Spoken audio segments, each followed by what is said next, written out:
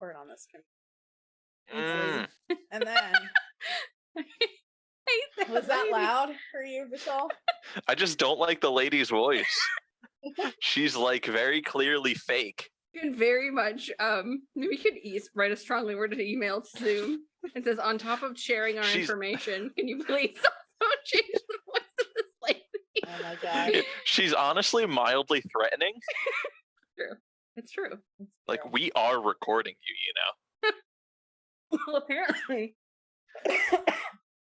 Apparently they have to tell you that. Yeah, federally they have to, so that you're not being recorded. So you're not being recorded against your consent? Correct. Yeah. Okay. Let me know when you're ready, Mikey. Are you done fiddling around? Yeah, well, I'm recording there, and I just wanted, before I started recording on OBS, I wanted to make sure the settings were right. Okay. All right, we good? Good. All right. Hello, everyone.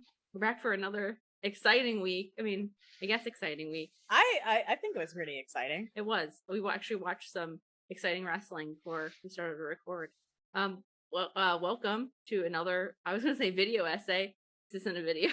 You've been watching too many of those recently. We have been. To This Week in Wrestling. We're here to talk about wrestling. This is the second week of October? Yes. Second week of October. And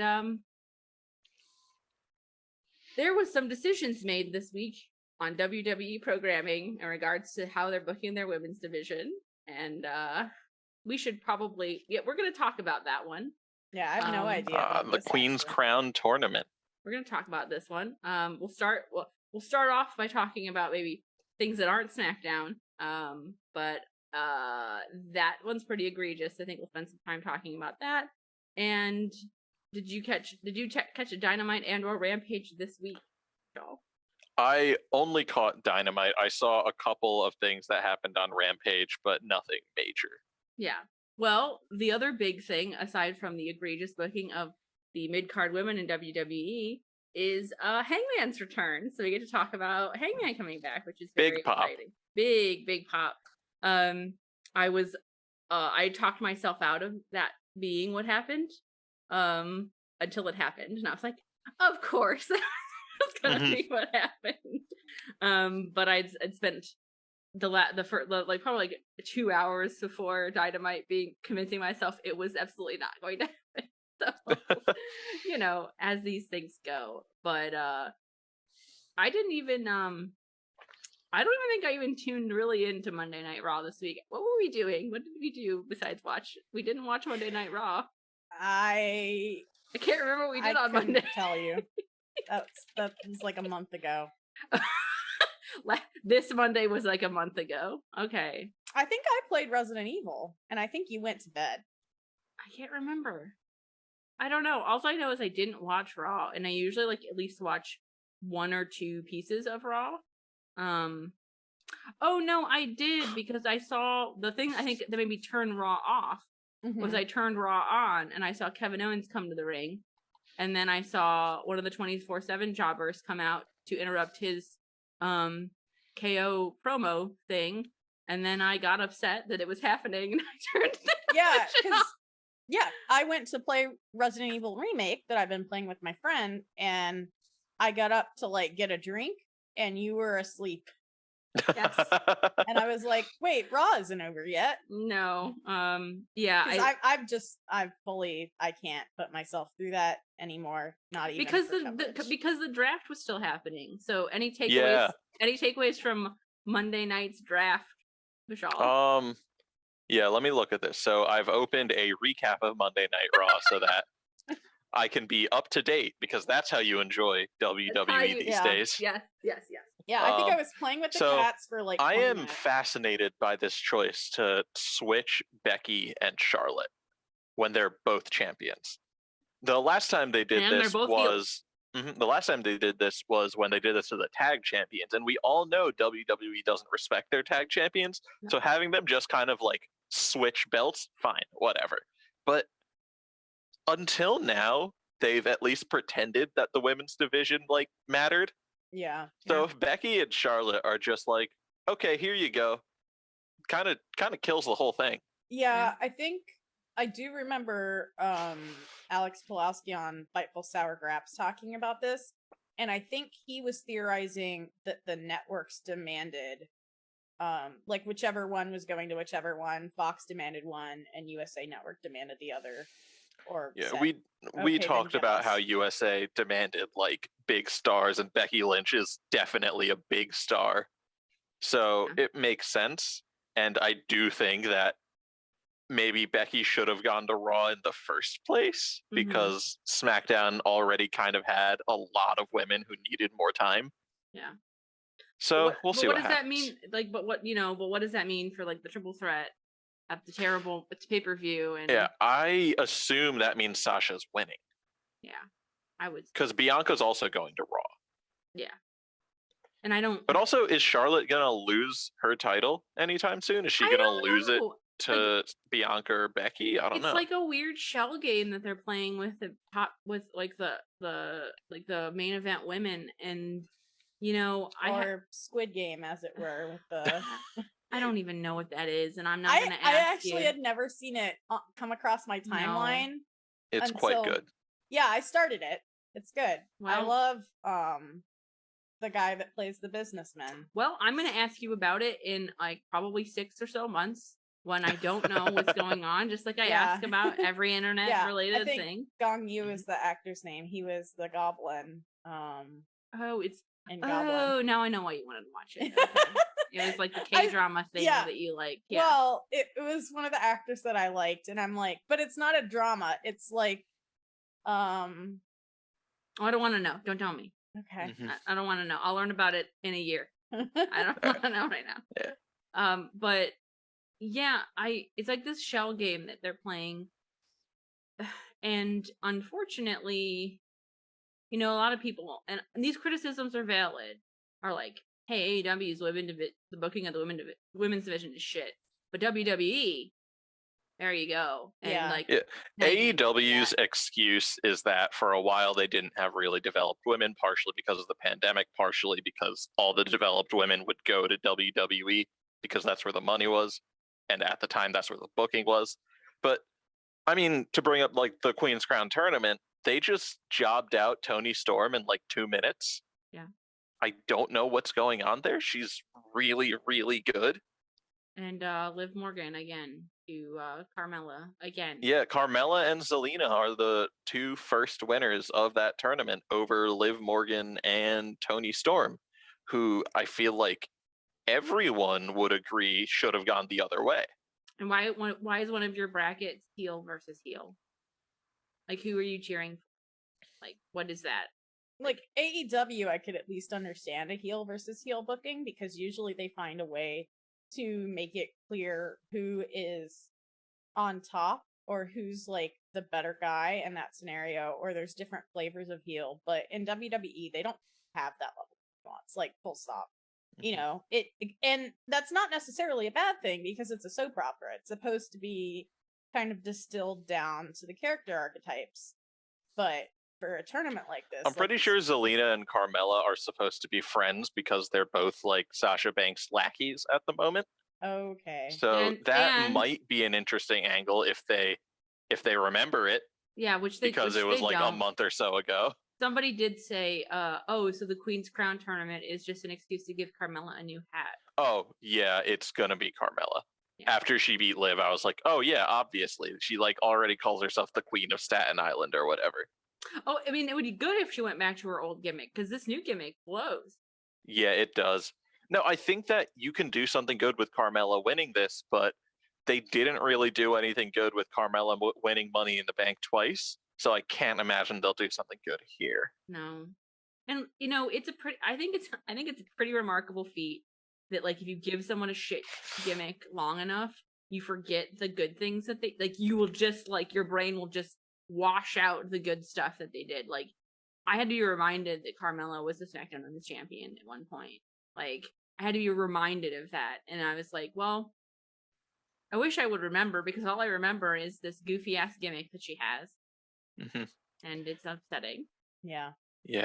Who the hell else went to Monday Night Raw? All right, yeah, let's look at the draft again. Yeah, before that, I also want to bring up that the other best choice to win Queen of the Ring is Shayna, and Shayna should win the whole thing and just kill everyone for like Agreed. 6 months. Agreed. And I don't trust them to do it because they got very close and then hit the panic Becky Lynch button instead. So Yeah. we'll see what happens. That misstep But that yeah. happened all that time ago. Yeah. Yeah, let's go back to the draft in which the Usos go to SmackDown, which Yes. weird that they did a whole drama about Roman potentially being separate from the Usos. And Charlie, I can't hear you. Oh, I said, Oh, sorry. what'd you do? Oh, I muted it. 'cause I was gonna Why try even to do provide any intrigue that was even going to be a thing if there was no intention of following Yeah, I'm baffled by it. Bobby Lashley stays on Raw. Sasha Mhm. stays on SmackDown. Nothing changes there. Yeah, I don't really get this weird angle. No. But okay, so Seth Rollins goes back to Raw, and Yes. honestly, I remember being excited that he was going to SmackDown. But what did he do when he was on SmackDown? He got into a feud with he continued his feud with Rey and Dominic Mysterio. Yeah. That didn't end. They both got traded to SmackDown last year. Yeah. And then what did he do after that between that and trying to kill Edge? He had the weird. Oh, he had a like, thing with Cesaro for Mania. Yeah, Yeah. there was that slight amount of intrigue when he was like starting to interrupt Roman's programs. Mhm. Like, but And apparently we can't have Seth overshadowing Roman. Of course not. we can't have. Well, we can't mention that. They had that weird thing where they worked together, and then they had a bit on the. I remember them having like a somewhat interesting segment. Oh yeah, it was like the on Usos the anniversary or the like flashback. the throwback episode of right. SmackDown. Yes. Yeah. That. Yeah, that was that was Seth versus Cesaro, and the Usos came out to like beat up Cesaro, and then Seth was like, "Don't get out of here." Well, then he had a segment with Roman in the back. Yeah, no, and that was the And it last was one of time their like best segments as a pair of performers ever. yeah, because it was like Roman was showing like Seth respect in a way that he didn't show had been showing anybody else at that point. Yeah, and then they Mhm. just kind of. And So then of they course, just- because we have big Brock Lesnar, we can't even tease Seth because his whole feud with Edge was being mad that Edge got a title shot and he didn't, but now he's not even on the same brand as the title. So Yeah. Oh, and Edge went over to Raw too. Yeah, Edge went over to Raw on last week. Oh. So much like the Mysterios last time, Seth does not escape his feuds. Oh, Seth is carried by them. I would like to tell you if you didn't already know. Edge was so infuriated by Seth breaking into his house, which that is honestly, yes. But considering that Seth just ate an apple and put his feet up on the And couch, cackled maniacally. I would like to let you know that now they're having a Hell in a Cell match. God, that's right. Just like on a random episode of SmackDown, yeah? Yeah, Mhm. which Like it's not at Crown Jewel. No, it's it's not just a crown. No, it's just on on Raw, actually. I I think. It's on Raw, yeah. it does kind of speak to the AEW panic booking though, like the counter programming of like, okay, they're competitive now. Let's just have Hell in a Cell and random steps Yeah, on random So, episodes. 'cause- Charlie, this is like what you mentioned about the Hell in a Cell pay-per-view, which is it causes Hell in a Cell to like lose any meaning because you're not having it end a blood feud. You're having it because that's the upcoming pay-per-view. And this rules, I think, as keeping the greater context aside, because the greater context is WWE is bad at booking. Mhm. This by itself should indicate something positive because it means that Hell in a Cell finally means something again. Yes. If you watch Edge sell the Hell in a Cell, he's like, this is like Edge and like, this is like Edge in 2008. Like when he's like the rated R superstar, he goes to that ring and he sells like you and me and he screams it. Like Edge believes that Hell in a Cell. I know from watching Edge believes that Hell in a Cell still means something. Yeah, I mean, he was in one of the greatest Hell in a Cell matches ever against The Undertaker. Exactly. Like I believe Edge believes that Hell in a Cell still has meaning, and for that, like I will give it credit. But it's only due to Edge, like having that pedigree. If it was anyone else, what are we even doing here? Yeah. I'm going to look at the other changes because I don't think it really matters. The people who stayed on their brands, they're just going to keep doing what they're doing. Well, Sheamus went to SmackDown along with Drew, which I think is a good thing. They needed to be off of the 3-hour show. Yeah. Mm-hmm. Sheamus and Drew are both really good performers, and I think Sheamus especially kind of got underrated because he spent a while away injured, but he's broken a his nose perfect 3 times. mid-carder. He's broken his nose 3 times in the last 3 or 4 months, by the way. Yeah, if you want to know why that mask's never gone away, it's because he's broken his nose multiple times. Mm-hmm.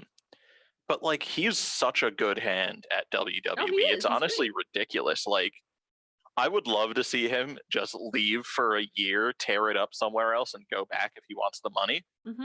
But like, he's, I think, one of the most underrated parts of WWE's roster because you can throw him in a match with almost anyone and he'll pull something entertaining out. Him and Drew's match, that Extreme Rules match. Extreme Rules match that was at a pay-per-view of name I cannot remember.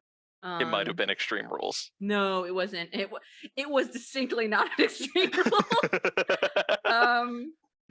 It was at the pay-per-view after Mania? Backlash. Yeah. Backlash. WrestleMania Backlash. Yeah.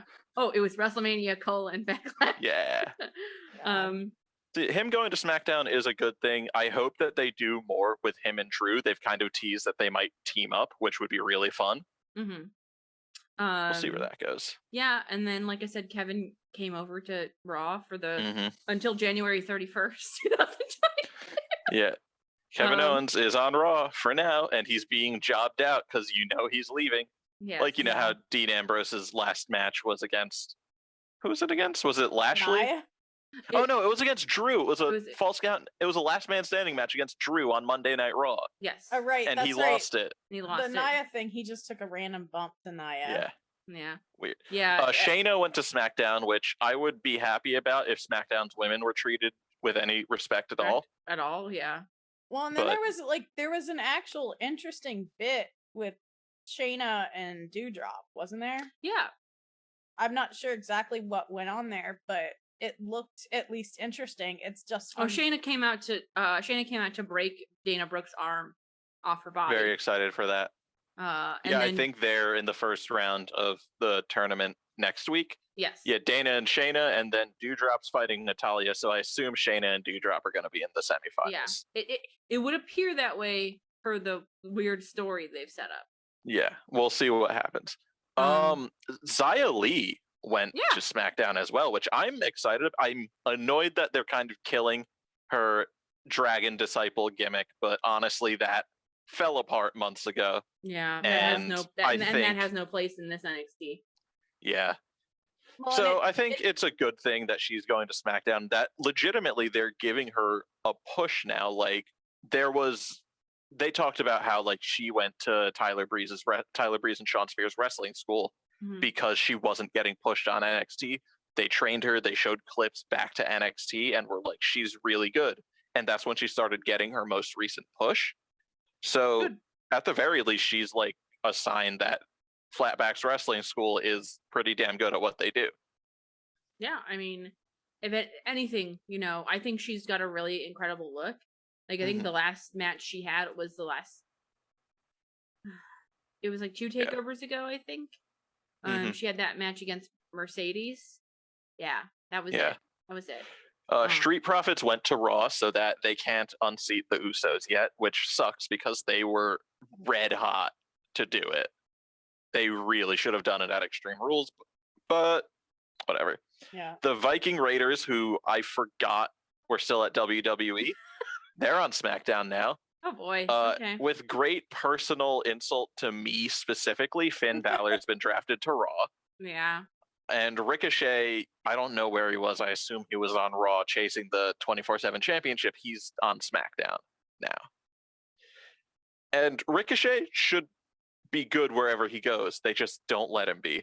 Finn Balor being on Raw means I'm not watching any WWE programming aside from the pay-per-views because I can't watch Raw and my guy's not on SmackDown. So what's the point here? Yeah. No. What about NXT, Vishal? I've watched more Roads to the Top than I have NXT since Roads to the Top started. We'll talk about it. Yeah. We'll get there. We'll get there. Yeah, like I said, the only clip I saw of Raw aside from like the random draft things that I tuned in for. I was like, unless something exciting happens. Oh yeah, the weird gold medalist guy got drafted to Raw. Like, Yeah. Oh yeah, Gable Stevenson. Stevenson, who who doesn't know how to is- wrestle. he doesn't know how to pro wrestle, and he's a real shitty person. Yes. And Yeah. I'm gonna leave it at that for now. Yeah. But Sounds just Don't like endorse him. a Vince person. Yep. Yeah. Yep. Oh, Humberto Carrillo and Angel Garza went to SmackDown, which is interesting because they've done literally nothing for a year except for maybe Yeah. 205 Live. I mean, they have been on the show a couple times, but it's usually to job to people like Karrion Kross. Yeah. Yeah. So which is again, I don't unfortunate 'cause expect they're really gonna good. get a push, but it's Oh, nice yeah. that they're remembered enough to be drafted. Oh yeah, Cross is staying on Raw, and like the stuff they did with his vignettes that seemed to trying to rework his gimmick. Pretty good. Those were pretty good, and then just got blown away again when he came out in the goofy ass armor, whatever. Yeah. Yeah. So I'm at the point where you're reaping what you're sowing, Karrion Kross. So just whatever. And then Carmella goes to Raw, so she's out of SmackDown. Ridge Holland of the big angry boys on NXT got drafted to SmackDown, which is interesting. So now He's the most likely to go to the main roster of those angry boys, but Which angry boys? Diamond Mine or no, Pete and Pete Dunne's crew. Yeah. Pat McAfee. He's the guy who got injured and replaced by Pat McAfee for War Games. He was pretty good from what I saw, but he is, just a big, beefy man, and he's main roster bound for a reason. Yeah. Gable Stevenson went to Raw, as we said, and Sami Zayn, as the last pick of the draft, somehow stayed on SmackDown. Yeah. I cannot imagine if KO leaves, Sammy's not far behind. Yeah. One would hope, given their contracts. Yeah, let's see how that plays out. Yeah. The other presumably Sammy's contract just doesn't end at the same time, so that would be the discrepancy. You wouldn't necessarily be able to sync those up. What else happened on Monday? BT was very funny on Monday. I laughed a lot. It was happy for you. It was very the Dark Order. So Alex Reynolds and John Silver came up to Adam in the hallway, and they're trying to find a new friend because as of Monday or last week, Hangman hadn't come back yet. So they've been trying to find a new friend, and so they approached Adam Cole, and they're like, hey, and he's like, hey, what's up? Leave me alone. Like in this complete deadpan voice. So hey, what's up? Leave me alone. Yeah. So it was really, really funny. And then they said, you're all about the boobs, and he's like, no, you idiots, I'm all about the boom. He's like, it's a boom, and they're like, oh, you mean you don't like boobs? And he's like, I never said that. Yeah, and then he's like, get lost and eat shit, and then walks away. And then so John's like, oh, I've been drinking pee-pee, I guess I gotta eat shit now. And God. Alex is just like, you're terrible. Ryan Nemeth is having a time. He went to the premiere of his short film and had a kind of a break where he thought the reporter was asking him about this person, Michelle, who is in this ongoing Cream story. It's like a murder mystery happening. Yeah, which I guess is also linked to some short YouTube videos that he put out in 2008 or something ridiculous, long ago. Oh, Dolph Ziggler was on. Well, yeah, because he's in Ryan Nemeth's movie. Yeah, it was very funny though. Dolph getting that extra exposure on top of WWE and AEW programming. But yeah, BT good for him. Good. Oh, and then the boys went shopping, and then when they came back into their car in the parking garage, somebody had broken into it. Yeah, Rochester, apparently a bunch of AEW wrestlers had their rentals get broken into in Rochester. Yeah, that sucked. Yeah, that was a sucky thing. But we saved the segment. I got image of Nick taking a sign from someone in the crowd last week that says "We miss Hangman," and Nick took it into the ring and just ripped it in half. So that was nice. I really like the Cutler cam from inside the ring. Yeah, I do enjoy the kind of behind the scenes stuff, especially because we get to see some of the people backstage. iCloud Drive needs to fuck off. Yeah, that's what happened on BTE, but so nothing groundbreaking, just some more shopping that I always like. And NXT. Yeah, I've just pulled up a recap of NXT because, as I mentioned, I haven't watched it in the last 2 weeks at all. I haven't touched the show, and it's not even that I disliked NXT 2.0. I was just like, no, I'm not gonna watch this. Yeah, it's a difficult thing. I said I wasn't gonna watch it, and then I ended up watching it. Oh, I actually lied. I did watch Tony D'Angelo's entrance, and it was amazing. Yeah, it was very good. I watched it because of Tony D'Angelo, and then from that point, once I was like, okay, well, I'm interested to see what Tony D'Angelo is like.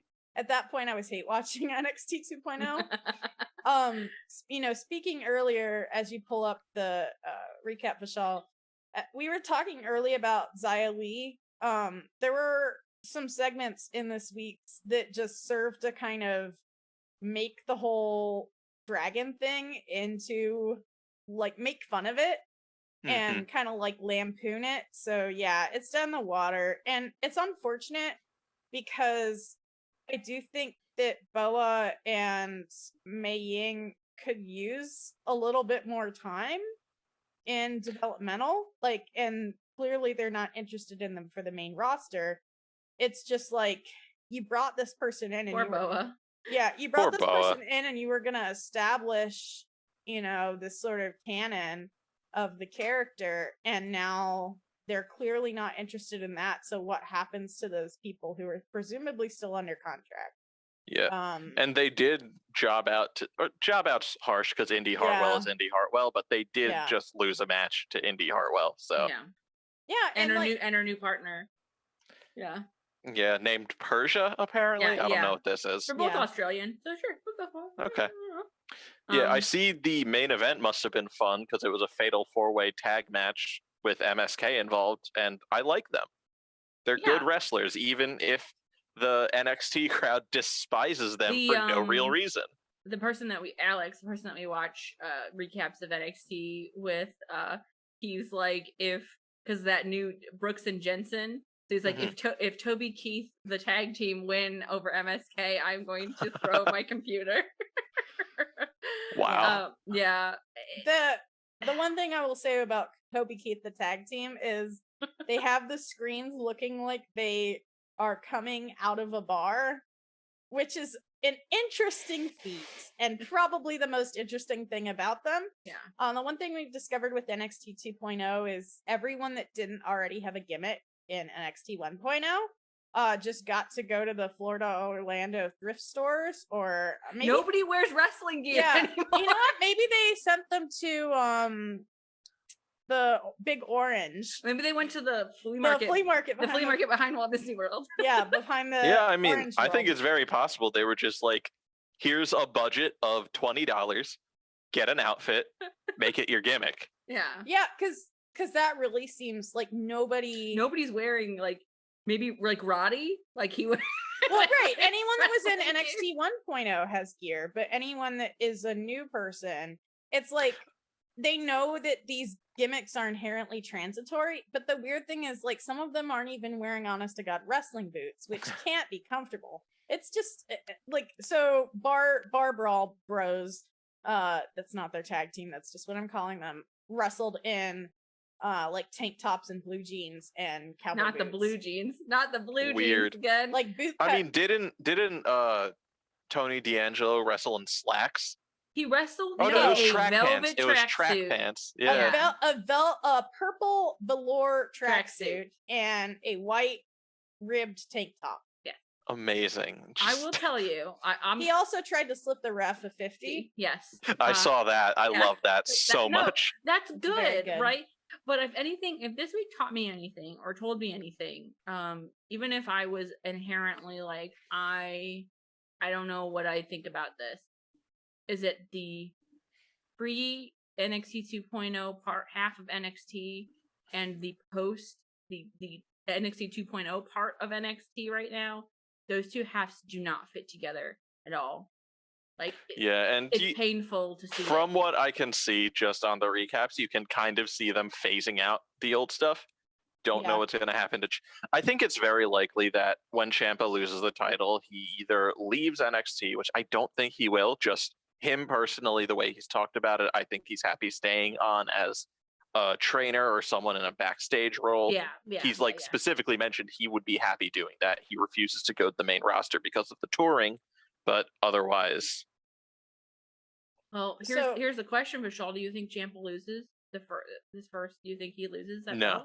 No, I don't think I think they're going to give him a couple defenses. Okay. You know who they're not going to give defenses to is Swerve, who hasn't defended the belt once, just got drafted to SmackDown, and is in a match I think next week against Santos Escobar. Yeah, and no, yep. I love Santos Escobar. You're not going to see me complaining that he's getting the North American title, but what the hell?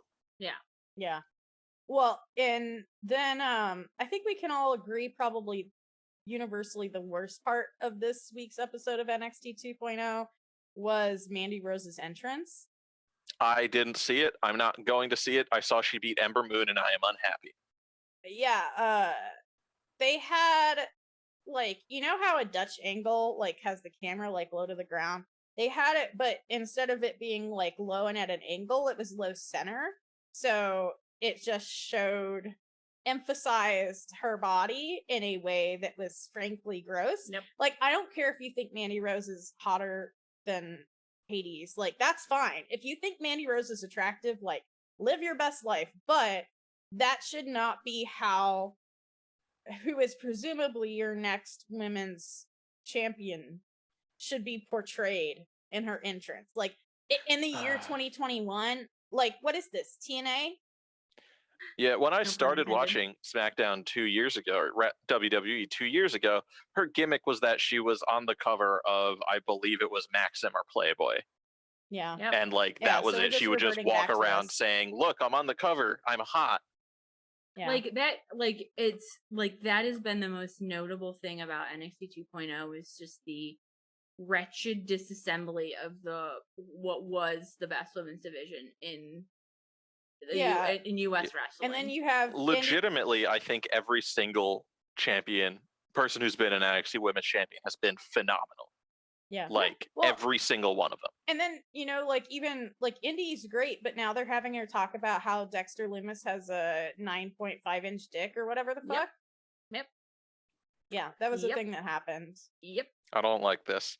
Yeah, this is bad. Something one of our friends mentioned, that just the tone of the Index stuff pre and post NXT 2.0 has been really jarring because it has gone from very delightful family sitcom to very raunchy adult sitcom. Yeah, or The Real World. Yeah. Oh man. It's I don't know, man. I don't know. All I do know is that also, it looks like LA Knight isn't going up. No, he's just losing a bunch. Baffling. He beat Odyssey Jones, which I'm not happy about that, but whatever. But what is the point of him? He's not going to win the NXT Championship. I guess. Or I don't think he should. Stuck in but he is a now. Vince guy. He looks the part. Yeah. But I don't know. But he should be can't say younger because he's honestly pretty old, but he should just be another Miz or Corbin. Yeah. I mean, or maybe do something with those guys. Maybe he is for NXT 2.0, which is upsetting to think about, right? Yeah. Mm-hmm. If you thought you were going somewhere, you're not. Yeah. When he started, he was like, "Oh, this guy's going to the main roster easy." They gave him the $1 million belt so that he had some accolades before he went to the main roster. But he's just stuck here now. I don't get it. Speaking of $1 million, now Cameron Grimes is on the search for a wife, girlfriend. Yeah, it's rough. It's rough. It's like when you wake up, NXT 2.0 is when you wake up and you're like, oh god, I had the worst dream. I just had the worst dream, and then you look at the TV and it's like, oh no, it's real. Yeah, here's the thing, Charlie. It's not a dream if it's real. It's real. I've been using that for different reasons. Yeah. But I was gonna say this feels like the inverse. This feels like the inverse of that, and I will tell you that what nobody will talk about, but what you and I have agreed about, Vishal, is that I think it's good that NXT is no longer killing the U.S. Indies because they've begun to flourish again. Yeah.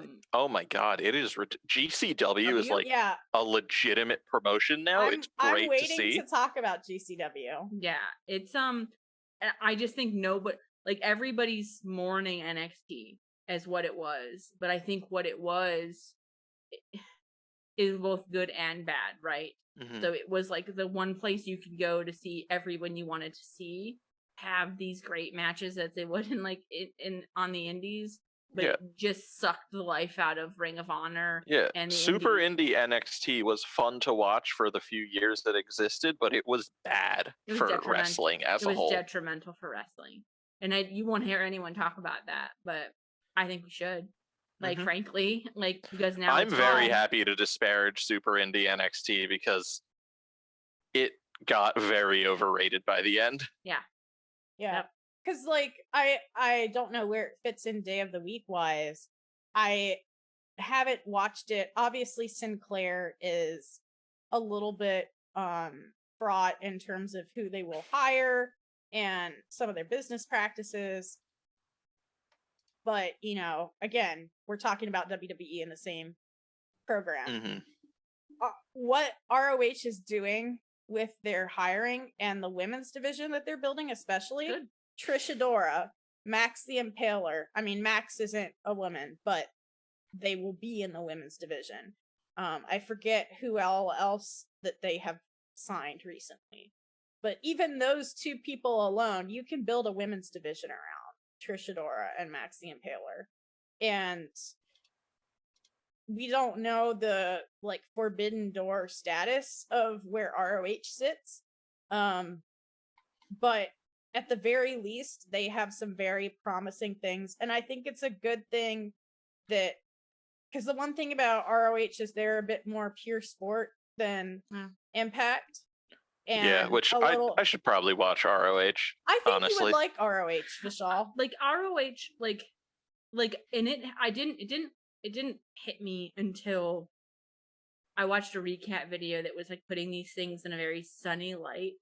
How sinister it was, but somebody was like, "Oh, you know, NXT siphoned the stars away from NJPW and ROH." Who were in their golden days, like in their glory days, like all the amazing talent that was happening when New Japan and ROH were flourishing.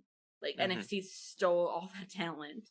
Because you were watching like a WWE documentary, right? Yeah, and I was like, ew, you're right. And I know it won't ever, I mean, it just, it remains to be seen. I guess, and not maybe it doesn't remain to be seen because I think we're seeing the fruits of it now. But the fact that these guys over here didn't go means a lot. It means a whole hell of a lot. So I mourn for what NXT was because it was great wrestling that you could always count on. I don't like the direction it's going in now, but I'm happy that indie wrestling in the United States is back. Yeah, and before we dig into Dynamite, because that's the Wednesday deal, or any of the indie stuff, which is pretty great right now, I do want to talk about the G1 a little bit. Yeah, let's talk about G1. Let's do that now, because that's basically every day. Yeah. Because I've just pulled up where basically all the current standings are. And one, it's very obvious that Okada is winning B Block because he and Jeff Cobb are undefeated. Yeah. And no disrespect to Jeff Cobb, he's not going to be a Gaijin finalist in the G1. Evil still has a chance to win it, to win B Block, but it's not going to happen. It's Okada's time. It's been long enough. We finally hit the point where we're ready for Okada to come back. Well, and we need, like, NJPW needs some solid, like, foundation. Yeah. And that's the kind of guy that you can reassure everyone that NJPW is doing okay. Like, that you can feel is fine. Well, that you can feel good about, like, you know what I'm saying? You can feel good about it, yeah. He's like, he's this very central guy, and he knows how to hold things together. Mm-hmm. I have a And also, Kevin Kelly did say that if Evil wins the G1, that all the US fans are gonna drop their NJPW World subscriptions, which was hilarious. Well, Kevin Kelly is some other unfortunate things. Is very unfortunate politically in a shoot capacity, so you know, rough on that one. Yeah, did not realize, but he is right. If Evil wins, that's gonna be a rough time for everyone. You can be right. You can be right. No, Evil is a blight on. Jesus. Like, I mean, like the thing that sucks is he shouldn't be, right? But the way that they've booked him is the House of Torture it's is bad. not it. Dick Togo interfering in every single one of his matches got old a week after he turned heel. Yeah. I actually really enjoyed Ibushi versus Gradocon. It was actually a good match. I think Gradocon's good. Speaking of, talking about A Block. So Ibushi lost his first match against Yujiro, which was weird, but he is in the lead in A Block now. Yeah. And I could see it being an Okada versus Ibushi final now that Zack Sabre Jr. lost a couple in a row. Yeah. And also, I think so. You guys had mentioned previously that Shingo losing was weird, like Shingo losing so much, but I don't know. I think that Shingo losing that much both means that he doesn't have to be in the G1 finals, because I don't think they want him to be there. No, I thought he would win it, but I don't think they want him to be there. And also, it gives him a bunch of people to face at the events leading up to Wrestle Kingdom, because they all have those title shots now. Do you want my? Maybe I should stick my long-term NJPW booking thought. If Okada wins the G1 into the Dynamite portion of this, because it might string out. Bring that up when we get to Dynamite, because my thought honestly right now is, because they've committed to doing another 2-day Wrestle Kingdom. I think much like WrestleMania, that's staying forever. I think it's a good. Are they doing 2-day or are they doing 3-day again? I believe it's 2-day, but I could be wrong. But either way, they need lots of people to come wrestle. Did they do 3-day this year? No, it was 2 days. No. Okay, then I think it's 3 days next year. Oh, geez. Oh, boy. Yeah, but the third day is like 2 days afterwards. It's in a different arena. It's very okay. So that's not really Wrestle Kingdom. That's like the second act of New Beginning. Yeah, it's like WrestleMania Backlash, but they are calling it Wrestle Kingdom. That's like 3. That's like New Year's Dash point. Yeah, that is like. I mean, that is what it is. New Year's Dash 0. I'm just saying that's what they're calling it. Yeah, well. Yeah. And who knows? Maybe they could walk it back. I don't think they will, given that they've already paid for the venue or whatever. But where I see Wrestle Kingdom going is that Shingo defends or loses against Ospreay. I don't want to dig too much into that, but the winner of that match will go and face Okada on the final, on day 2 or day 3. I don't know how they do it, because he won the G1 and Okada's going to finally take it back. I'll talk about that next. Where I might see that going next. But besides that, Zack Sabre Jr.'s had a good showing, but similarly, I don't think he's going to be a Gaijin finalist for this. He's lost a couple big ones now. He just comes out looking very strong, which I think is good. Yeah. Mm-hmm. Tai Chi comes out looking very weak right now, which is unfortunate, but it's the G1. I think there is very little shame in not performing well in the G1, because even within New Japan's kayfabe, it's like a grueling tournament. Yeah. I mean, props to all the performers. Yeah. Everyone was pretty convinced that this year's G1 was going to be a disaster. And I think even Naito's injury has turned out, A Block has turned out really well. Like, there's been a lot of great matches. I think people because like, here's what the thing about New Japan is, like, New Japan almost functions better when its back is against the wall. Mm-hmm. Like, when you have a bunch of people hurt, or when, like, not during the pandemic, I don't think, but like when you have like a consolidated thing that's happening. So like, plans still need to move forward, but we can't do the thing we wanted to. And the thing is, they are used to booking the G1 on the fly. Yeah, like they don't. Yeah, because they just know who needs to win. That's it. I don't even think they. Sometimes they don't even know who's going to win. Yeah, sometimes they're just determined. Yep. Oh, did you know Kenny didn't know he was going to win the G1 until the day that he wrestled? Yeah. Wow. And so what people have figured out, the closest that they can figure out, is things are booked like several days in advance, but they do kind of use the crowd reaction and the performances. So it is legitimately, in a shoot capacity as well as kayfabe, the G1 functions to let the wrestlers get themselves over. So that makes sense. And that also tracks because I've started finally catching up to the G1 and actually watching the matches. And Ibushi versus Yujiro was fascinating because the crowd was almost silent. And not just because they can't be loud, because Japan has their rules about crowd noise right now, but they just did not care at all about Yujiro. And they were very unhappy that Ibushi lost the match. And I think you can see that because he hasn't lost a match since. Yeah. So they use, so depending on how people comport themselves during the G1 and the aftermatch comment, then the bookers will take a look and say, okay, we need to adjust or have them win this or have them win that. And then, it kind of just, then they kind of start to let things fall into place. So I really like that, honestly. Yeah, it's really cool because it's like, even though it's not legitimately a tournament in a shoot capacity, it allows. It also kind of is. Yeah. So, you prove to the bookers that you deserve to win a match. Right, exactly. So, I think them are, and having already done that in the past, Naito being outed due to injury, I think gave them the ability to say, like, okay, like, let's just see what happens. And again, Zach looks very strong. I think he's, over to a certain extent with a lot of people, but he just also, like, I know that he's theoretically a heavyweight, but I don't see him. He's not New Japan heavyweight, and he's not New Japan main event style. Yeah, exactly. I in the, like, speaking of like the G1, like, it's kind of like you do a good job and then somebody calls you over and says, hey, this is what we're doing. It's like AJ and the Good Brothers leave New Japan, and then Gato calls Kenny over and says, Kenny-san, I think we have a spot opening up for you. Like, just things like that. But I'm interested to see what they'll stuff Wrestle Kingdom with.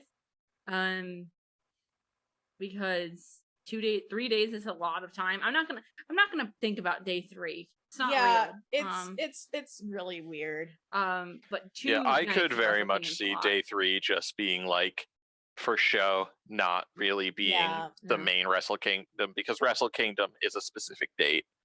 Always. At a and specific it's like, place. What is Wrestle Kingdom if it's not in the Tokyo Dome? It's not real. Exactly. Yeah, it's not real. Yeah, honestly, are they just renaming New Year's Dash, or are they still doing New Year's Dash? I haven't looked.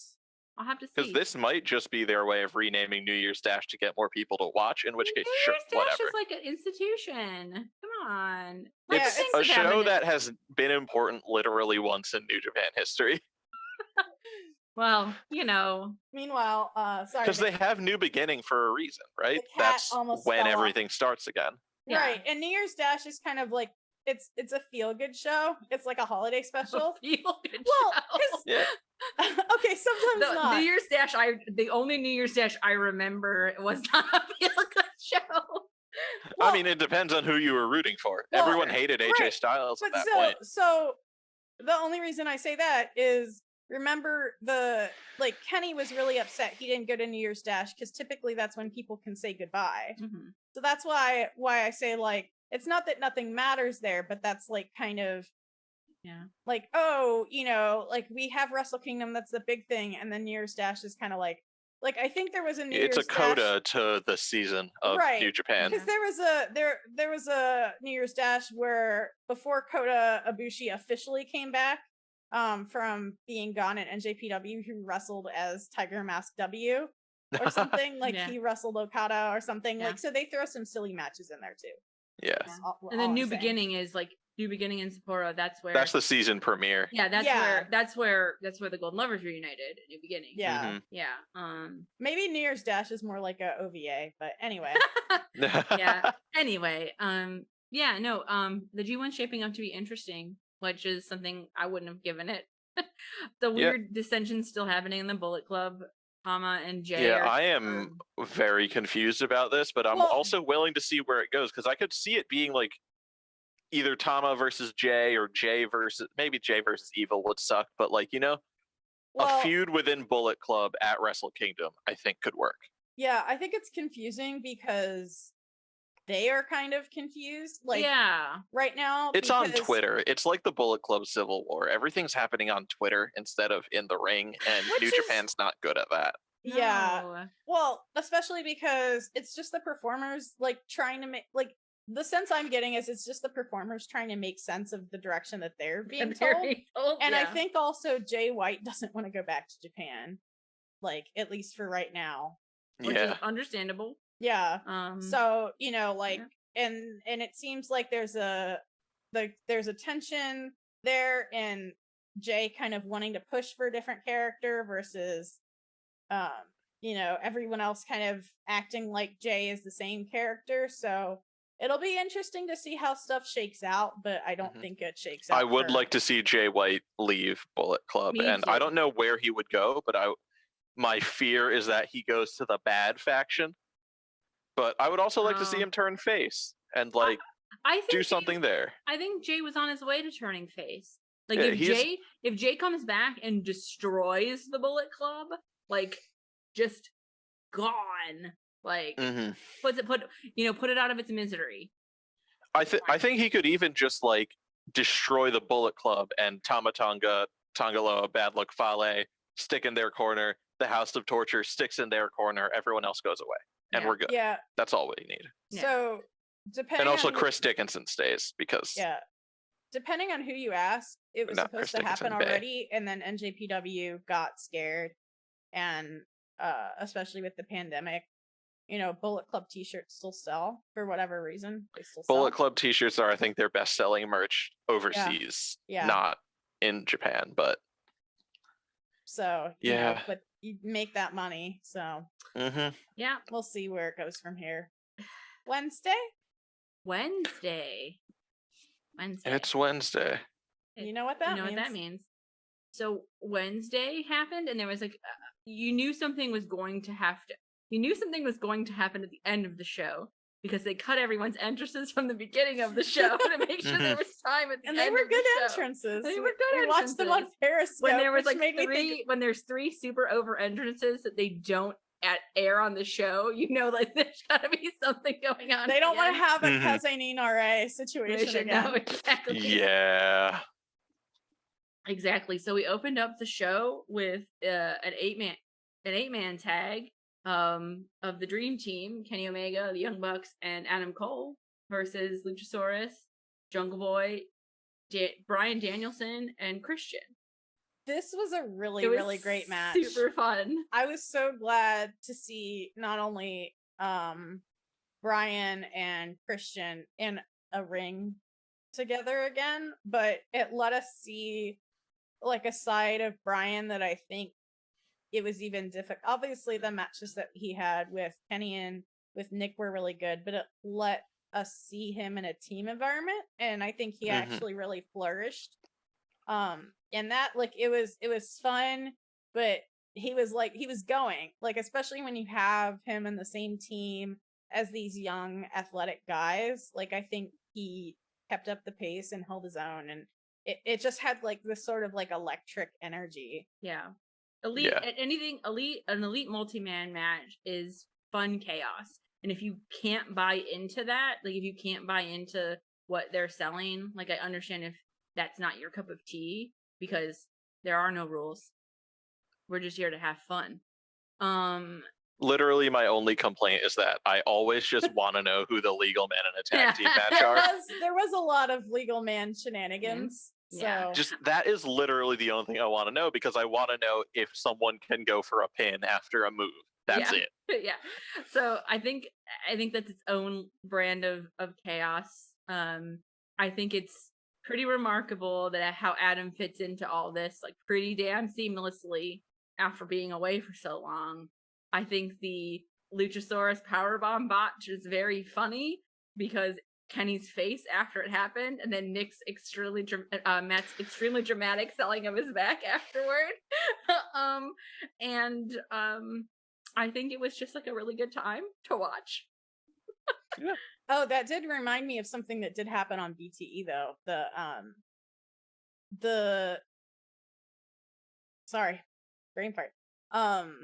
The Dark Order did suggest that he came back from the dead, or oh yeah, or that people poisoned him. Yeah, Adam. The Dark Order told Adam that he was poisoned and that he was dead, and he's like, I don't remember being dead. You're lying. I've been here the whole time. Yeah. Like, so there's some fun little seeds of something planted there.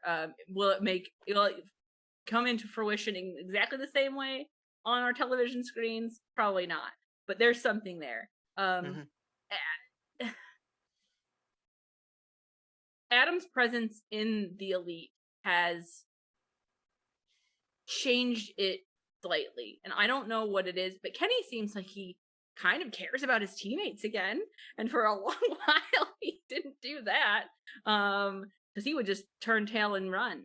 He's actually been like helping Matt and Nick up and like coming to Nick's aid, like what like is playing this? Like a team player? Like playing like a team player, yeah. And also, with Dawn not there. Yeah, Dawn hasn't been here. I don't think that's narratively anything, but he just hasn't been. So I think there's a bit of a vibe. There was a bit of an NJPW vibe to that match on on Wednesday. Like in a good way. Very good way. There was a very strange segment that happened at the end, near the end of the episode, where what I believe to be MJF and the Pinnacle beating up Darby in masks. Yeah, why were they in masks? What are you talking about? That was just random people in masks we've never seen before. Yeah, it was. There was literally no evidence that there's MJF. I don't know what you're talking about. This body language stuff. That was strange, but I guess we'll see how it plays out. Darby Allin versus Nick Camarado was the weird, not even bad spot, but just why are we having this match? Why not just give the other matches like a few more minutes? Yeah. There was the really cool oh my god, please don't kill this precious boy moment with Dante Martin in the ring with Malachi. That was so good. Very good. Very good. Very good. And the big announcement was the TBS championship for the women. Really excited for that. Yep. Really excited that there's already a tournament kind of for it. I don't think we know everyone who's joining yet, but we know a lot of people who are. Yeah, we know the finals will be on TBS on January 5th. Yeah. So we'll kick off the new show for the new year with that tournament final. Yeah, and I know there were some people that are saying like the TBS logo looks silly when it makes me giggle, but it's does, fine. But yeah, it's fine. It's fine. Oh yeah, it's like the TNT logo. It also makes me giggle a little bit, but the TBS logo is just like, oh, that's the Seinfeld belt. Yeah. So we had CM Punk. Sorry, I had to look up just so I didn't forget anything. CM Punk had his silly little announcement where he couldn't figure out whether he was all out of ice cream, so he was gonna give them free cheese steaks. And then he's like, or I could wrestle Daniel Garcia. So he wrestled Daniel Garcia. He did indeed. I didn't get to watch that match yet. I am 100% sure it was great. Yeah, it was really good. And then, Arn Anderson, legitimately the best thing to happen to Cody's storyline. Legitimately. Is Arn losing his mind? I'm going to be honest. It should be a prop, obviously, but I want Arn to just bring a Glock to the ring with Cody at some point. Just a prop Glock. But I like that this wasn't even about the Glock. Like, we just see Arn, like, in front of, like, a like a barrel fire or something. Arn, what are you doing? What are you doing in my house?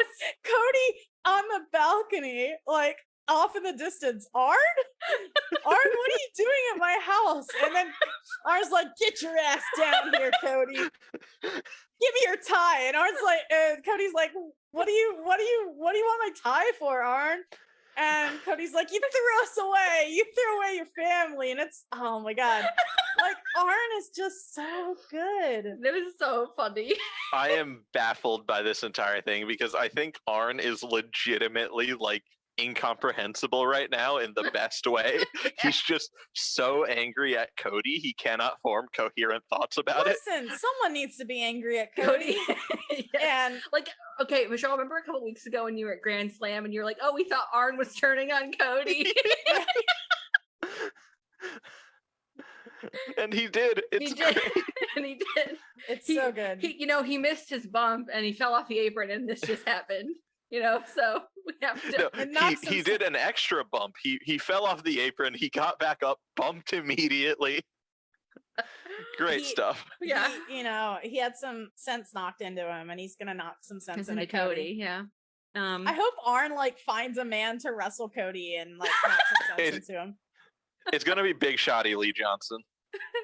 Thank God. Thank God. Yeah, thank God. Give Lee something to do. Yeah. Mm-hmm. Oh, the TNT Championship match.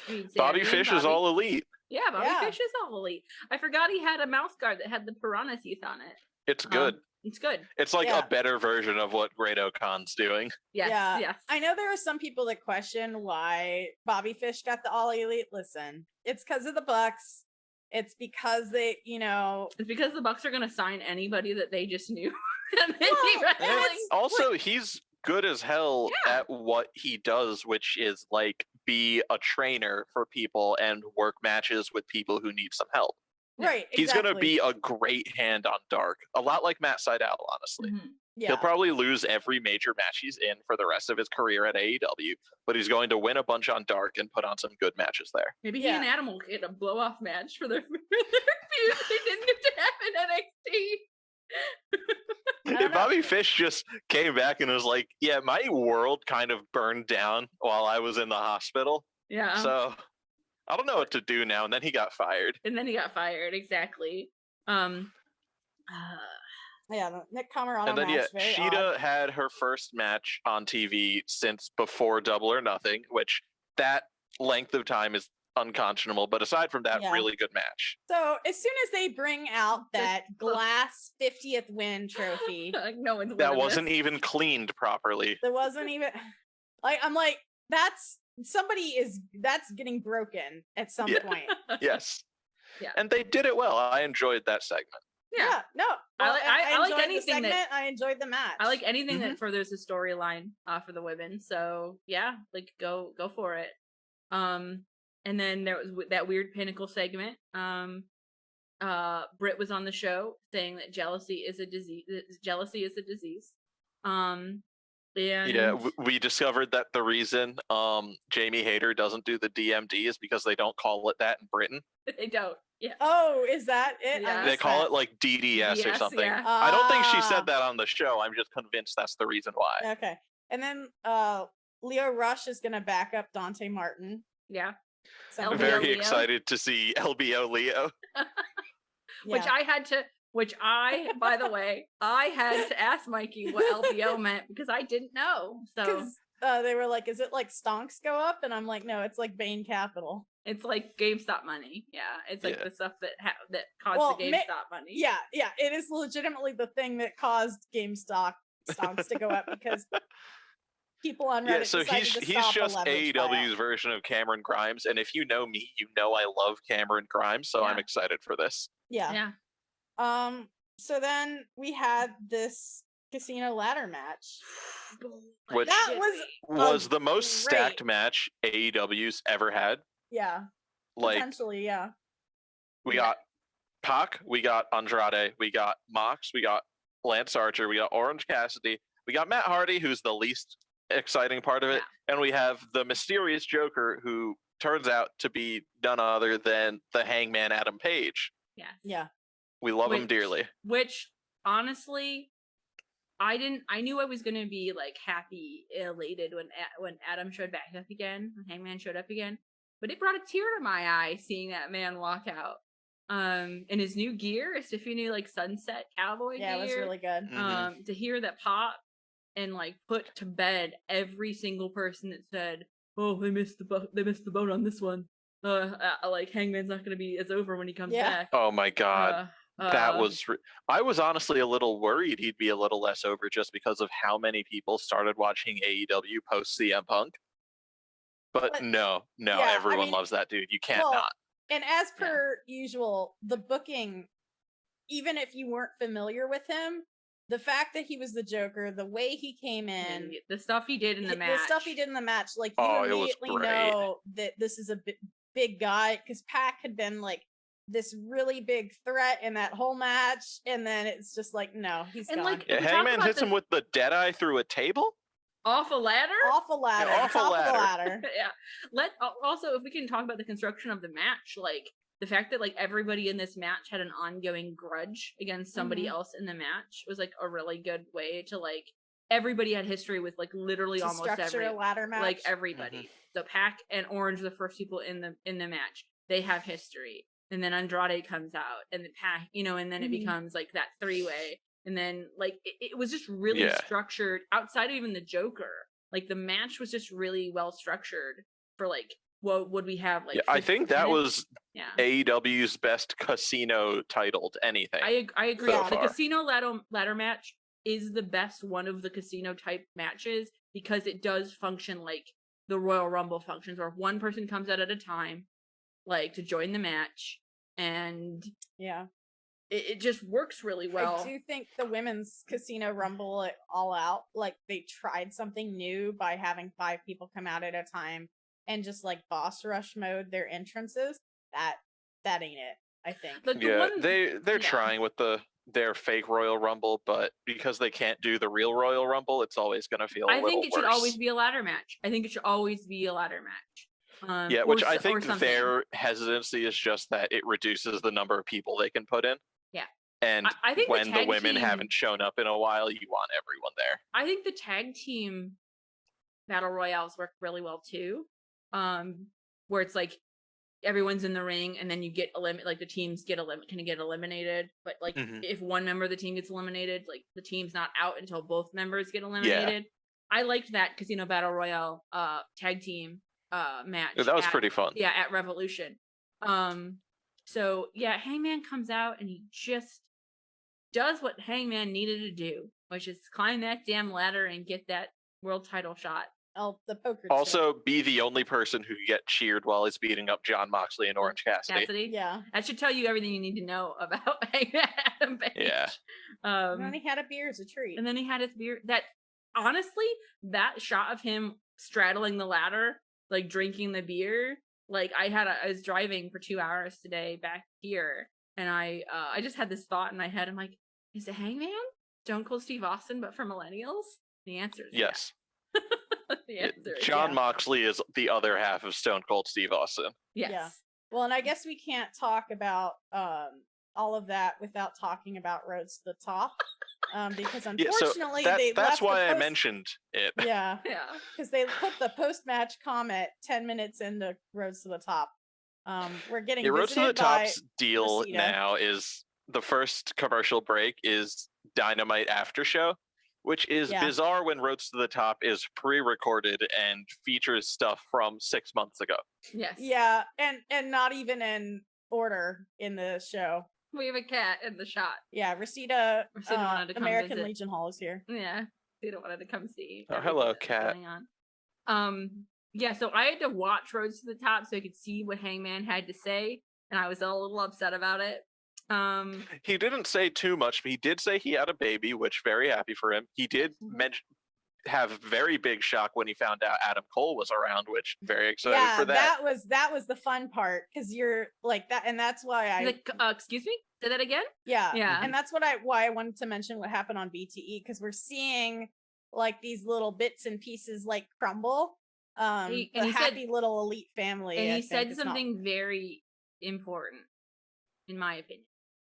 He said, Tony's like, you have some catching up to do with the Dark Order. And Hangman said, yeah, I gotta go catch up with some friends. And then just very quietly says, I need to find some words for some others. And then we're gone. And that segment before Hangman, to bookend it, the segment before Hangman left, he came out to the ring after he told the Dark Order he was sorry, but he had to do this on his own. He had to figure it out. This whole elite thing with Matt and Nick, it was his, like, he had to figure that out. And he came to the ring. The elite came to the ring, and Hangman said, I have something I need to say to you guys. And then Kenny just jumped right in there.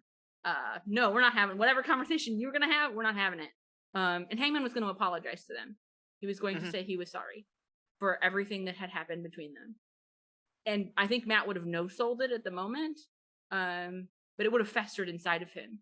Like, that apology. It would have, like, oh, you know, Hangman. Yeah, I was there for that segment too. Real good. Yeah. Hangman said the one thing Kenny Omega has never done, and that is said, I'm sorry to the Young Bucks for the shit he pulls and the bad friend he is some of the time, especially recently. And Hangman will get to apologize to the Bucks, and how that's going to affect them, I don't know, but I see it ending in, I don't know if Matt and Nick will turn on Kenny. I don't think they will, because I think Don Callis is the perfect scapegoat to attack without attacking Kenny. But I think Don has a receipt for slapping Matt in the face. And I'm excited. I'm excited to see this story end up being in a place where, like, we can actually, like, move forward and say we're sorry that we all messed up and go somewhere with that. Oh no. We're good. Yeah, and actually go somewhere with that and tell that kind of nuanced story.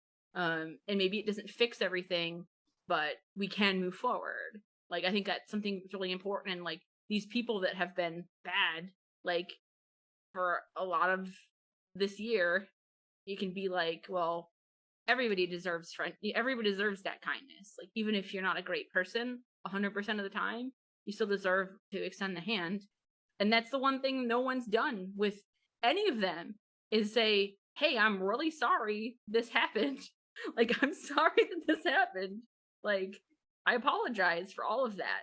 Like, and that kind of bookends, like, Matt learning that Adam had actually tried to apologize. And then that never made it to Matt.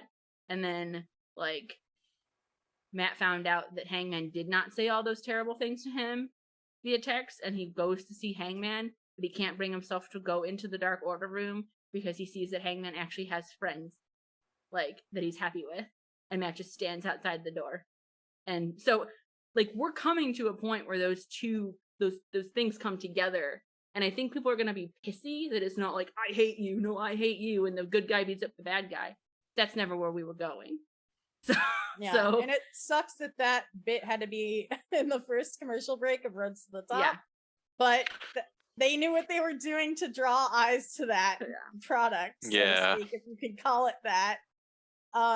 You know, unless you really otherwise cared about whether Brandy did or did not have a bed in the bus. A bed on the what was it? Just the Nightmare Bus? Is that what it was called? I don't know. It had some weird name, but yeah.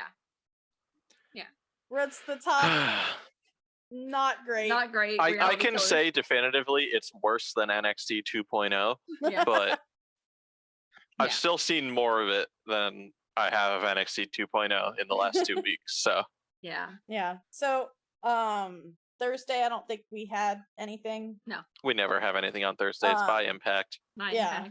Impact did have a knockout tournament, knockout tournament. Yeah, but that was on Saturday. It was on Saturday, but it was good. It was very solid. Yeah. Friday we talked. You haven't seen the CM Punk versus Daniel Garcia, but honestly, I think if you watch one AEW from match Friday this week, yeah, I would say one AEW match this week. Either, if you had to pick one, I would pick either the 8-man tag or CM Punk versus Daniel Garcia. Not the ladder match. Interesting. Okay, ladder match. Ladder match doesn't count if you had to pick one other than the Why would match. that count? Oh, okay. That's must-see television. Yes, that's must-see television. Friday, Smackdown happened. We already kind of talked about the abysmal booking of both the I mentioned that I'm not watching SmackDown anymore because Finn Balor's not on it, and much love to a lot of the wrestlers that are on it because they're great. And New Day versus Usos round 300 will probably be as great a match as the other 299. Well, maybe you should I can't get excited. Maybe you should watch Finn Balor versus Cesaro that happened on Friday.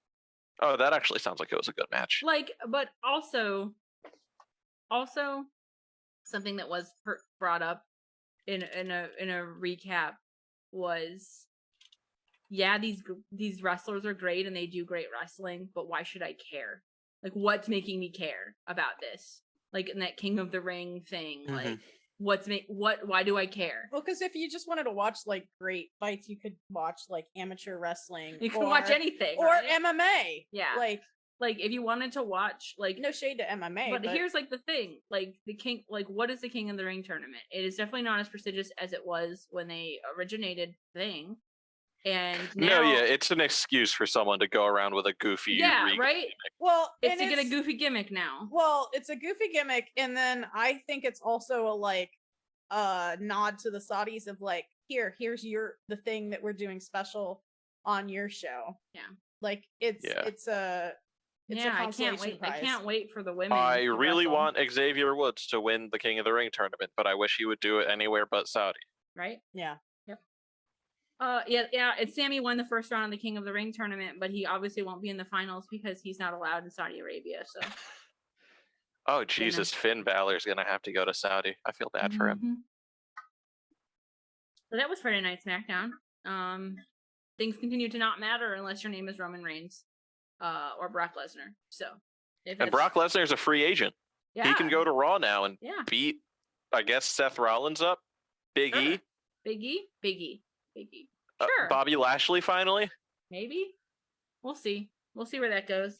Speaking of Bobby Lashley, I do want to point out that Goldberg cut a promo on him on Monday. That he was gonna kill him. Yeah, he's like, yeah. And also, Bobby called beating up Goldberg's son a misunderstanding, and that's very funny to me. Okay, that is pretty funny. Also, like, I think Arn and Bill Goldberg are like having the same kind of like, can we kill somebody on TV? Like, can we do this? Like, do this? Unsure. That brings us to Saturday. Well, no, we still haven't finished talking about Rampage. Like, there were, well, so I did like the Leo Rush segment where he's like trying to convince Dante Martin's dad, Matt Sydal, that he can sign the permission slip to let him in the LBO club. That's good. I didn't really watch the tag team championship match. What I will say about Max Caster is,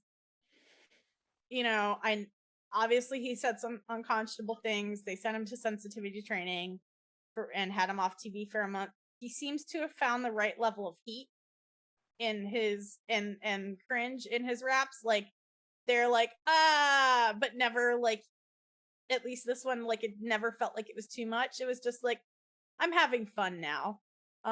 So like, hopefully I want to get to the point where I no longer have my hackles up when he comes out, and I'm finally starting to get there. I like the piano on the side of his pants. That's where I am on Nextcaster.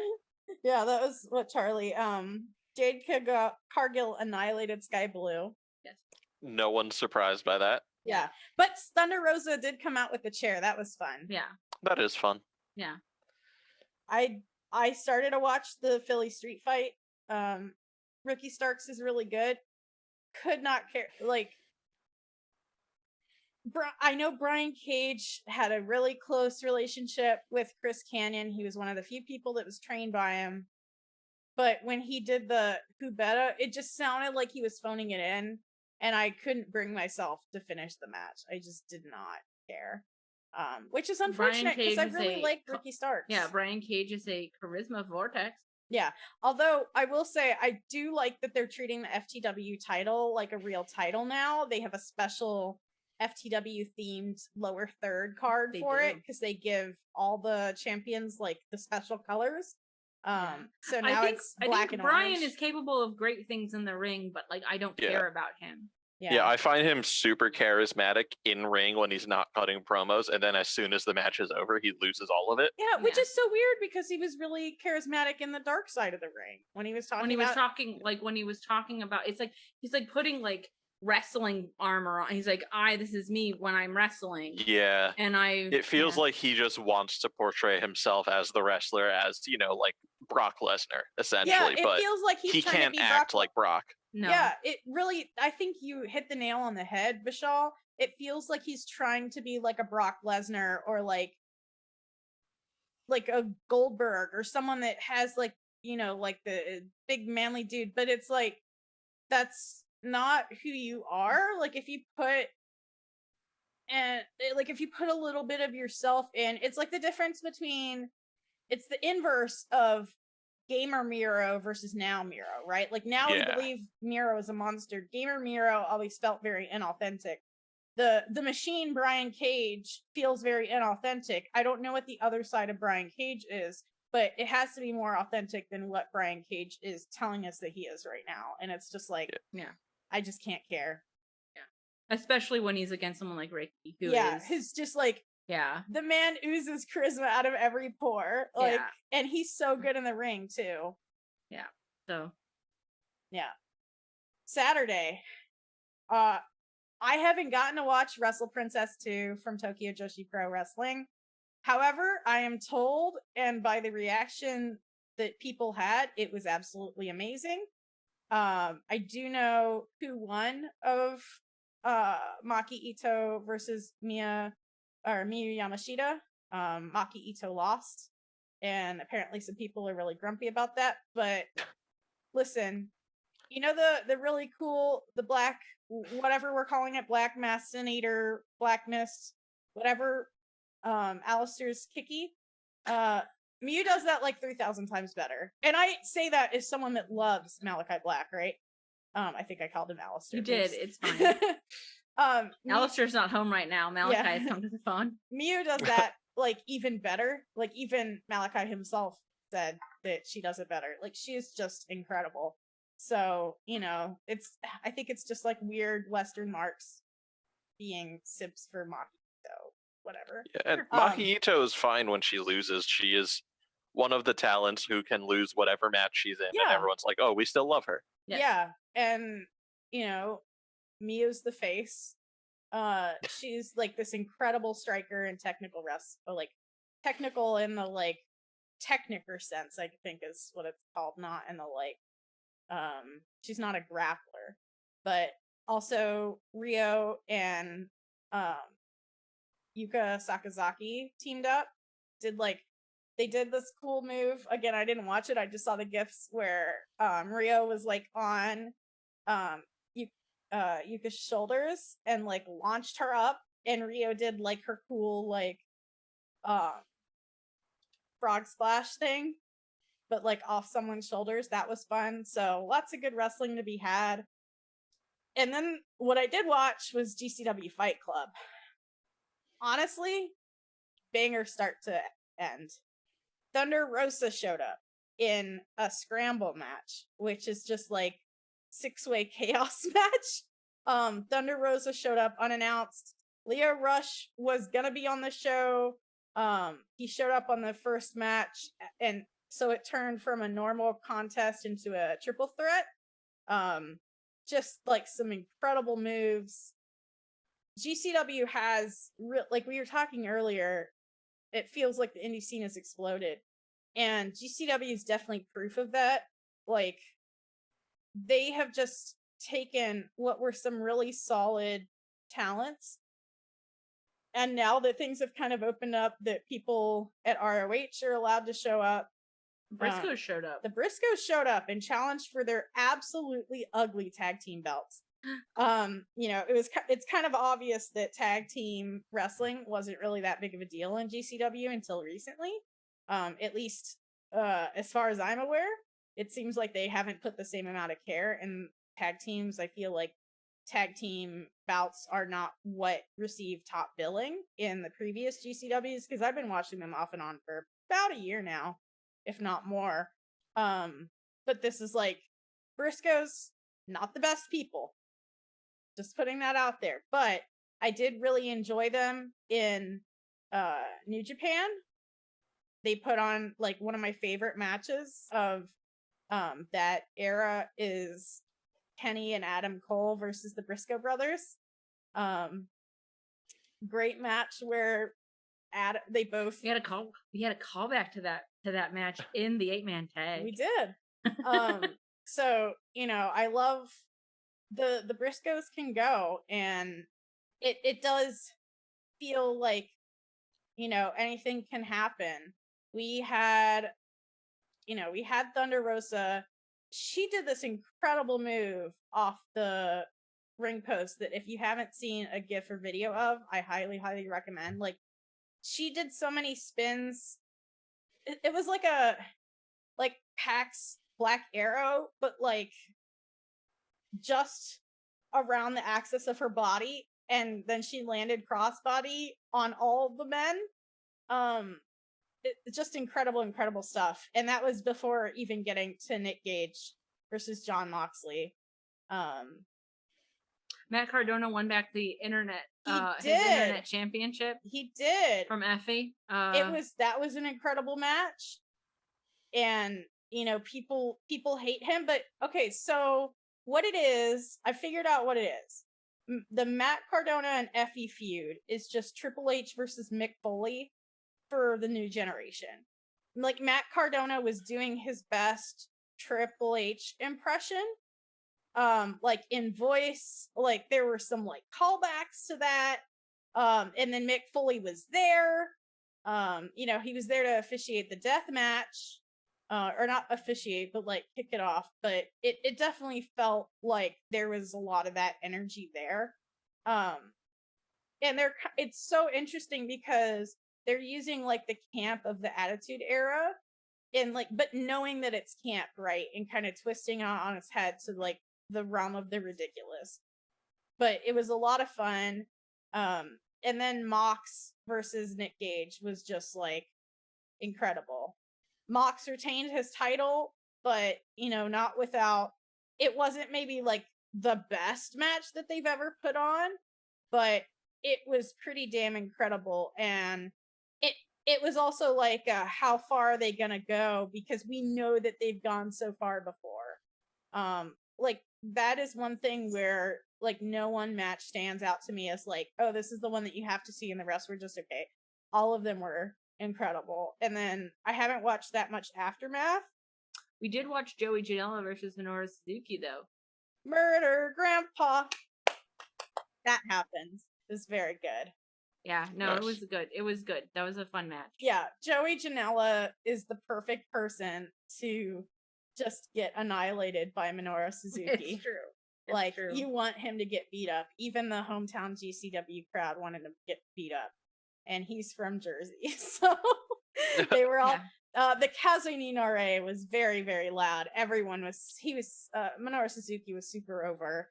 There was one guy that total mark that had the Suzuki Goon banner. Yeah. So Suzuki Goon. Also, Ichiban. Vishal, you're probably gonna... I don't think I'd ever seen Mercedes Martinez wrestle before. Somehow I just like skipped out on all of her NXT. Yeah, I don't know how. And I know that I watched like when she was contesting for the belt, like I know she or even had the belt earlier. It was that match against Raquel. That's what it was that you saw. Yeah, but I don't remember it very clearly. This is the first match where I was like actually fully watching it, and I'm like, wow, Mercedes Martinez is good. So maybe I need to go back and watch some of those NXT matches. So if you've got any recommendations for me, let me know. I'll pull some together if I can. Yeah. Yeah, because she was really good against Alley Catch. And the only thing is, like, for me, it did kind of put, I think some of it is they just have different wrestling styles, but it was very clearly like a veteran against someone that's still like very experienced indie talent, but still very much indie talent where, they're not always doing like the show your moves and like a sequence that, that makes sense. or like is artfully strung together. Like there's obvious like style and knowledge gaps there, right? So I think this was a really good match for Allie Katch. I still really like Allie. I think Allie's put on better matches. But Mercedes Martinez, it was like, wow, she's incredible. Which is great for her too, because that exposes her to, you know, another crowd of people and in a different style than she even might be in, because she's wrestling in the Impact tournament as well. Oh yeah, the former Iconics are now their first stop on their inspiration tour is Bound for Glory from Impact. Good for them. Impact Wrestling, which is different from them being signed to Impact. We should note that just means they have a date at Bound for Glory. They are not signed. Yeah, so I'm hoping they'll make a round. Like I hope they'll just do a excuse me, a show up. Back to the thing I didn't mention when we were talking about Dynamite that I said I was going to mention. So I feel like when Kenny loses the belt, I think Kenny might disappear for a while, and I think he might show up in Japan. This is Charlie fantasy booking, but like it also makes a sort of sense. Yeah, I could see him doing that if I'm not going to say New Japan doesn't want him back, but if there aren't too many hostilities specifically involving Kenny and the Elite, because there's a different relationship there than they have with Mox, which is we love you, please keep working with us. But at the same time, a lot of people that were involved in that are gone. Mm-hmm. The only exception being Gato. But I don't know if it was even a Gato thing. Yeah, I think it was above him. But who knows? We'll see. We'll see. I think me knowing Kenny and knowing he doesn't like to disappoint people, I don't think he'd even bring it up if he thought, like, he keeps bringing up like his stuff with Ibushi and New Japan, and like he gave this entire interview where he says he wants to say the Japanese wrestling needs to be saved and he's the only one who can save it. Like, I don't think he'd be saying those things if it was off the table. Yeah. And it kind of, so Mox feels like he's kind of turning. Obviously, that could be a thing where, like, similar to AAA, where you're working as a face in one promotion or territory and a heel in another. Oh god, didn't even talk about AAA. That also happened this week, but apparently AAA doesn't care about their own events. They care about their heel ref. Yeah. The whole AAA canon is confusing to me about which matches do and don't matter. So I just, and you can't even watch it outside of Mexico anyway. So the only person that can, well, he lives in Mexico and then streams it to the rest of the Lucha blog. Bless you. But yeah, I think the only thing that makes sense to me after Kenny loses his title is like, it would make sense if he then became a contender for the US heavyweight title. Go after Tanahashi? Yeah, and because if Mox is turning heel, like, I don't know, like, I just feel like that would be a weird energy, because especially with a gaijin, a foreigner, and the Japanese crowd, I don't think that they would get that he was a heel. Because it's like, well, here's the thing. Well, anyone going against Tanahashi is kind of a heel. That's worth noting. I mean, that's what happened to Kenny at Wrestle Kingdom 13. Besides all the other weird stuff. But part of me knows that this won't die, and I think it needs to happen maybe at least one more time. I can't help but think that, like, if you want to light a fire under New Japan, like, why wouldn't you run back Kenny and Okada? Or run back Kenny and Tanahashi. Like that's or another give one. the people what they want. Yeah. Just, I'm not even gonna say who it is. Just you know. Just give. If you know, you know. Just give the people what they want. I've got their shirt in a drawer. Or just do it. Like, just do it. Like, 'cause I don't think them reuniting it matters a whole lot in Japan in a way that I don't know if you could, like, it the other way around would resonate as much. Yeah. Well, and I talked earlier about like wanting to make people feel good and make things feel like they're solid. Yeah. I mean, yeah. Kenny and his better half, Yeah. some might say, reuniting, like that's a feel good story. Sure is. And because what is more feel good than love in the ring? Love of professional wrestling. Reunited by their love of professional wrestling. God bless you, Jim Ross. God bless you, JR, and that call that makes you laugh every time. He might not be the best person that called NJPW, but he did make that call. He did make that call. Yeah. So I'm excited for Kenny's chapter with the belt to be over, if only to see what happens next. Yeah. So because it might seem like because that's when I started thinking, like, what. So theoretically, the AEW belt is like the top honor in AEW, right? But I think that's when someone like Kenny would go, okay, but what can I do next? Like, what can I elevate beyond that? And I think there are TNT ways. Championship Kenny. No, he's already had Open challenge Kenny. He's already had the TNT title. No, he hasn't. Oh, Cody TNT had it. title. Sorry, I was thinking TNA. No. That TNA belt is gonna be at home in Impact Wrestling, and we're not gonna see it again unless you watch unless you watch. Yeah, Impact. I don't know how Impact felt about the whole deal, but from a viewer standpoint, it very much felt like they were getting the short end of the stick the entire time. That's okay. It's home now. Christopher Daniels is over there having a grand old time. Being the fallen Christian angel Cage again. is looking to lose it against who challenged him? Josh Someone Alexander. challenged Josh Alexander. Yeah, Josh cashed in his X Division. Which I just love that as a gimmick. It makes the singles title feel meaningful. Yeah, it's good. So I think it probably would have meant more if Josh, a homegrown Impact guy, had beaten Kenny for the Menace. Yeah, the Menace for the belt. But Kenneth the Menace. But we make decisions because we make them. But yeah, like I said, I'm just excited to see where we go if Hangman now. Something I haven't visited in my brain is what if Hangman loses at Full Gear, which I don't think is going to happen.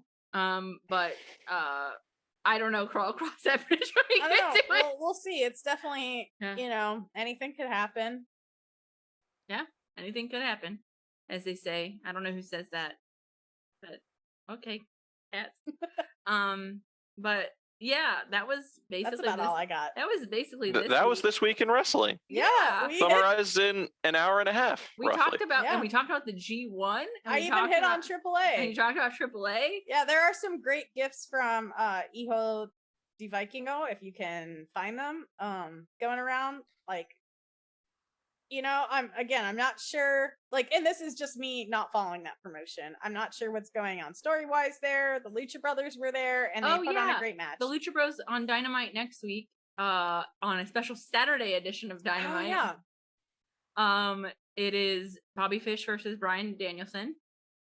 It is the Lucha Bros versus two masked wrestlers of Andrade's choice. Yeah. Which now, so I think after the AAA thing, people are like, okay, but so they just faced two masked wrestlers. Like, who all in AAA is masked that they could possibly face? Like, who are they bringing over? So yeah, so that'll be a thing.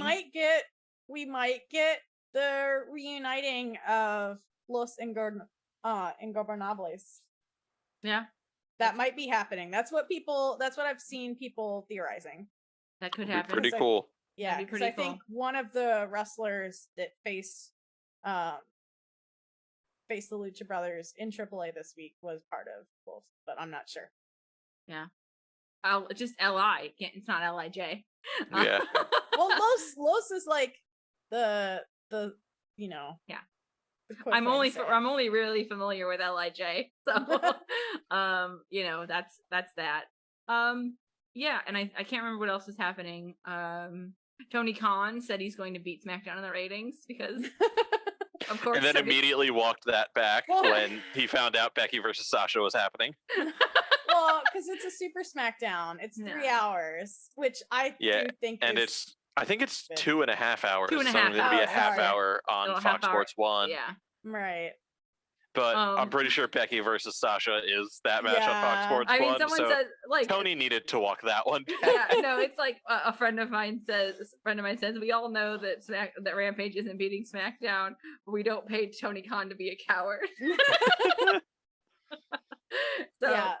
Someone was saying that like Rampage should be permanently like 2 hours or be on a Saturday or whatever, and I'm like, all of this sound like terrible ideas. I like the hour. The hour is good. The hour just needs to be somewhere that's not Friday at 10 p.m. Yeah, and not like Saturday morning either. No, certainly not like... Saturday morning. No. It needs to be, I don't know when it needs to be, but it needs to be on some sort of day that's not that late. Yeah, that's all I got. Monday Night Rampage. Yeah, okay. Just eat into that third hour of Raw. Yeah, that could work. 10 p.m. on a... No. Oh, no, not 10 p.m. No, not 10 p.m. on Monday night. I don't know, Michelle. Where do you think a good place for Rampage is? Thursday. Probably. And Impact Wrestling forever. Goodbye. But From Impact Wrestling. From Fort Good Knox. night from Impact Wrestling. Good night from Impact Wrestling. Our good friend Thomas managed to capture. They flash like this, just like stock card at the end of their broadcast on Fight, and he got a screen cap, and it just says "Good night from Impact Wrestling, Nashville, Tennessee." Again, they gave the date. Yeah. Yeah, I don't know. Rampage is good for at an hour. It's just not good at the time it is. Yeah. I'm sleepy. Mm-hmm. The demo is sleepy. Yeah, the demo is very sleepy on a set. Yeah, on a I Friday night. am very curious if they're going to find a new slot for Rampage soon, because it's performing decently well, or as well as you could expect a show that starts at 10 p.m. to perform. Yep. Yeah, and especially with the move to TBS, I don't know what that'll look like. We'll see. Mhm. But speaking of sleepy in the demo and good night, I think it's about time to end this show. Yeah. Well, thank you. It is. Thank you everybody for watching and listening. We'll be back next week with more infotainment. No. This is professional. This is professional journalism. Oh yes, extremely professional journalism. Anyway, thank you very much for watching. Like and subscribe to the channel. Thumbs up. Hit the thumbs up button on the video. Give an Orange Cassidy. Yeah, thumbs you up. can do. Can you give us your best Orange Cassidy thumbs up, Michelle? Yes. I did it in reverse, but yes. You know, it really got across the sleepiness of what's going on. Gamer thumbs up. Gamer thumbs up. Mhm. But like and subscribe. Hit the thumbs up on the video. It helps people find more videos. If you like this video, tell your friends so they'll listen or watch. I don't know. I'm gonna try and do some things on Twitch this week because Dynamite's not on, so we'll try a Twitch experiment. oh yeah, it's on Saturday, isn't it? Yeah, so Dynamite's not on Wednesday, so on Wednesday we'll try some Twitch experiments on Twitch /Genetic Ghost. Twitch.tv Twitch.tv/Genetic Ghost. Twitch/Genetic Ghost is nothing. I don't know how this works. So we'll go there. You can find all of this stuff on our Twitter, Comics X Fight. You can find it on our YouTube channel, Comics X Fight. You can find me at Genetic Ghost on Twitter, where I get mad that Twitter is a place that exists. Go ahead, Mikey. You can find me on Twitter at quantum ... where I get mad about some things and also post pictures of the cats hopping on top of the TV. Hashtag the Elite Kitten. Mm-hmm. You can find me at Vigola87, where I get mad that I forget to tweet. Perfect. The best way to be. Yeah. As Jade Cargill reminded us all today, Twitter's not a real place. It's just the most sound advice you could probably have. All right, It's everyone. true. Thank you so much and see you later. Adios. Bye.